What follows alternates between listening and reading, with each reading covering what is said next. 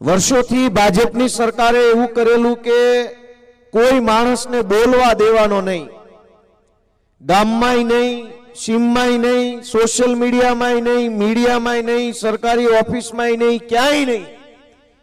સેજે મોઢું ખોલો, સેજે બોલો, સેજ પ્રશ્ન પૂછો તો કાં ભાજપના ગુંડાઓ અને કાં પોલીસ આવી અને તમને દબાવવાની શરૂઆત કરે. અને 30-30 વર્ષ સુધી આવી રીતે દાબ દબાણ અને દંડાની સરકાર ભાજપે ચલાવી.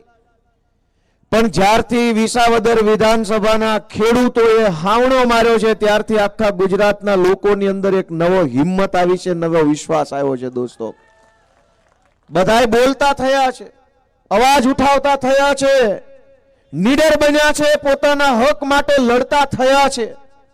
અને લોકો જાગ્યા, લોકો બોલતા થયા, અવાજ ઉઠાવતા થયા.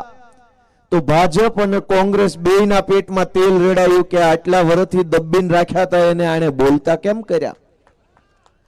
તમે આ ખેડૂતોના માવઠાની જે પ્રશ્ન બન્યો ત્યારે જોયું હશે કે અનેક લોકોએ, ખેડૂતોએ વિડીયો બનાવીને મીડિયામાં બાઇટ આપીને એનો વિરોધ કર્યો અને અવાજ ઉઠાવવાનું સ્વયંભૂ કામ કર્યું.